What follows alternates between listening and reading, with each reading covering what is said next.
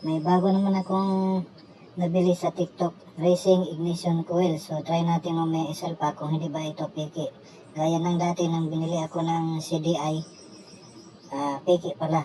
So try natin mamaya isalpak to sa motor kung nakatambak kung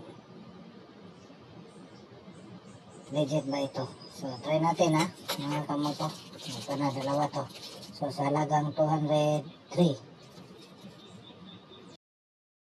Mamaya pag salpak ko nito kung legit, so 5 stars siya sa akin. So sana hindi tayo mapamura nito kasi yung dating binili ko na CDI, dalawa din. So fake din, fake talaga. So Apido ang pangalan dito, Apido. Yung CDI binili ko, Apido rin. So fake yan. So try natin ito kung hindi talaga to fake. So mamaya tingnan natin.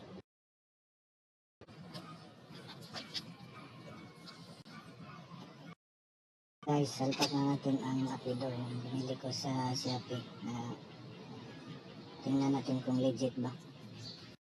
So ito na yung ignition coil ng Apido. So maganda siya, legit.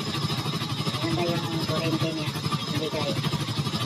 Yung bigay na ng kurente, maganda sila. So legit siya, hindi siya peke. So pwede tayo mag-order doon sa TikTok. Ito na yun. Walang paltos to.